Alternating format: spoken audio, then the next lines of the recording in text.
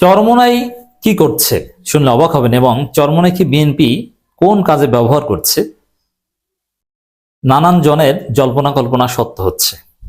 আশ্চর্যজনক বিষয়। বিএনপি চরমোনাইয়ের সাথে বা চরমোনাই বিএনপির সাথে একটা ডিপ আন্ডারস্ট্যান্ডিং আছে এবং এটা কাউকে বুঝতে দিতে চাইছে না, এবং এর মধ্য দিয়ে চরমোনাই কার্যত বিএনপির ফাঁদে পড়েছে। দর্শক, ইদানিং চরমোনাই বিএনপি মাখামাখি চলছে এবং এই মাখামাখির পেছনে রাজনীতিতে গভীর তাৎপর্য আছে এবং রহস্য আছে।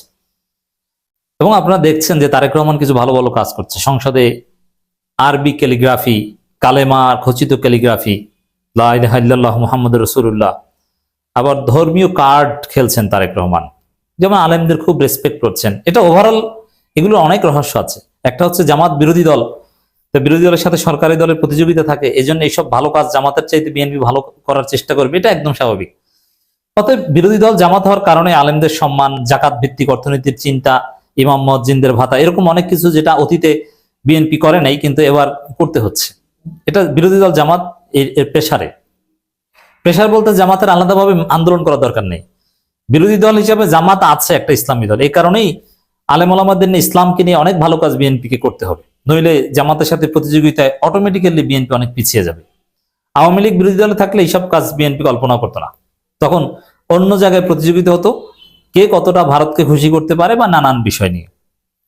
তো দর্শক, এখানে বিএনপি এখন ধর্মীয় কার্ড খেলছে। কি?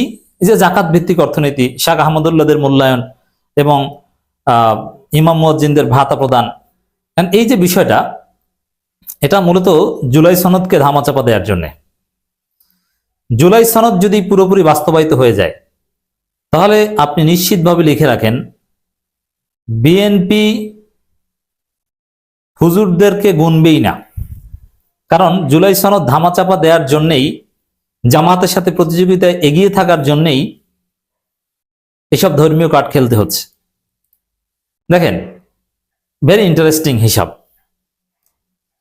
তারেক রহমান ইমাম মুয়াজ্জিনদের ভাতা প্রদান উদ্বোধন করেছেন, ভেরি গুড।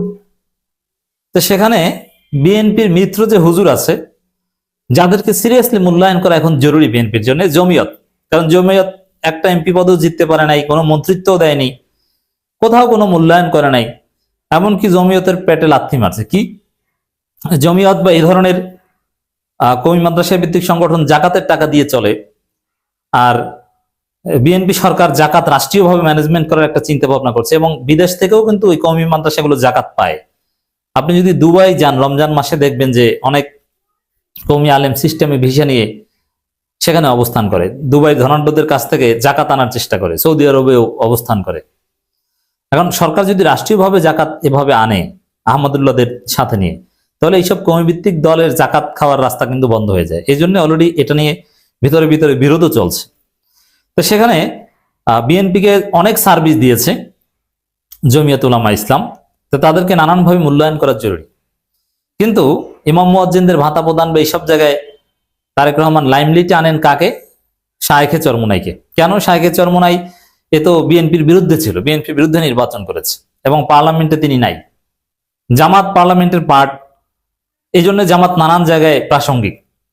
কিন্তু শায়েখে চরমোনাই তো তারেক রহমানকে চান্দাবাজ বলেছেন, 10% বলেছেন, খাম্বা বলেছেন, এবং এই কথা বলেছেন যে চান্দা তোলে পল্টনে, ভাগ যায় লন্ডনে, আরে অনেক কিছুই বলেছেন।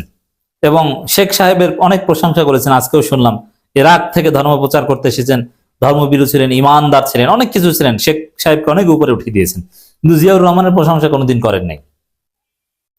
তো সেই ফয়জুল করিমকে যথেষ্ট গুরুত্বের সাথে হাইলাইট করছেন তারেক রহমান, আর জমিয়তে উলামা ইসলাম তাদের কোনো খবর নাই। এর কারণটা কি? This is very significant and mysterious. দর্শক, এটা রহস্য হচ্ছে তারেক রহমান এখন জুলাই সনদকে ধামাচাপা দিতে চান, গণভোটকে ধামাচাপা দিতে চান, যার ফলে আলেম ওলামাদের একটা অংশকে বিএনপি সাথে রাখা জরুরি। আর জমিয়ত যতই বিএনপিকে সার্ভিস দিক, জমিয়তের প্রভাব সমাজে কম, তার চাইতে চরমোনাইয়ের প্রভাব বেশি, এটা স্পষ্ট হয়েছে তারেক রহমানের কাছে। যার ফলে আর দেখেন, জমিয়ত আর চরমোনাই একসাথে চলতে পারে না। তারেক রহমান এখন জমিয়তকে ওভারলুক করে চরমোনাইকে কাছে টানছে। এই জন্য আরো সামনে চরমোনাই বিএনপি মাখামাখি দেখবেন। এবং আরো থিওরি আছে, চরমোনাই এমনিতেই প্রো এস্টাবলিশমেন্ট একটা পার্টি, সবসময় তারা সরকারের ঘনিষ্ঠ থাকতে পছন্দ করে। প্রতিকূল পরিবেশ সহ্য করা বা মোকাবেলা করার মতো কোনো ইচ্ছা, চিন্তা, প্র্যাকটিস তাদের মধ্যে নেই। জেল জুলুম এগুলো তারা খাটতে চায় না। তাদের পীর ব্যবসা কিংবা মাদ্রাসাগুলো ভলতবিয়েতে রাখতে চায়। যার ফলে হাসিনা আমলও দেখেছেন প্রো হাসিনা, এখন দেখেন প্রো তারেক। হাসিনা আমলে শেখ মুজিব ইরাক থেকে এসেছে ধর্ম প্রচার করতে, এখন জিয়াউর রহমান কোথা থেকে এসেছে এটা সামনে বলবে। এটা চরমোনাইয়ের একটা নীতি। আর তারেক রহমান কেন চরমোনাইকে কাছে টানছেন? যে রবিউল ইসলাম নয়নরা একসময় আপনারা দেখেছেন যে চরমোনাই পীর সাহেবের বিরুদ্ধে মিছিল করেছেন, এবং বিএনপির অনেক নেতা দুদু, জয়নুল আবেদিন ফারুক, অনেকেই কিন্তু বরকতুল্লাহ বুলু, এরা চরমোনাইকে নিয়ে কটূক্তি করেছেন। পীর সাহেব চরমোনাইকে গালাগালিও করেছেন, পান খাওয়া নিয়ে অনেক কিছুই বলেছেন। মনে আছেন? আমরা বরং বিএনপির প্রতিবাদ করতাম তখন চরমোনাই হুজুরের পক্ষ নিয়ে। এখন তারেক রহমান নিজেই চরমোনাইকে ডাকছেন। কারণ কি? ওই যে ধর্মীয় কার্ড খেলতে যাচ্ছেন, জুলাই জামাতকে ওভারলুক করে যেহেতু জুলাই সনদকে ধামাচাপা দিবেন, এ কারণে কিছু হুজুরদের কাছে রাখা দরকার, কিছু লোক দেখানো ভালো কাজ করা দরকার। কিন্তু জুলাই সনদ বাস্তবায়নে যদি জামাত বিএনপিকে বাধ্য করতে পারে, তখন দেখবেন যে হুজুরদের আর দাম নাই। আর জমিয়ত যদি ভালো সার্ভিস দেয়, তখন আর চরমোনাইয়ের দাম নাই। হিসাব হচ্ছে এই জায়গায়। এবং আপনারা দেখেছেন যে চরমোনাইয়ের যিনি এমপি, তিনি বিএনপির এমপিদের, নারী এমপিদের কাছাকাছি ঘিসে বসেছেন। তার চেয়ারটা হচ্ছে ওই জায়গায়। জামাত বক্সের ভিতরে, বিরোধী বক্সের ভিতরে কিন্তু বসেন নাই। এবং তিনি জামাতের সাথে ওয়াক আউটও করেননি রাষ্ট্রপতির ভাষণের সময়। যদিও দাবি করছেন ওয়াক আউট করেছেন, কিন্তু সেটা আলাদা করেছেন কিনা জানি না। জামাতের লোকজন বা বিরোধী দলের কাতারে তিনি ছিলেন না। তার সিট, সব আচার আচরণ সবকিছু সরকার দলের সাথে।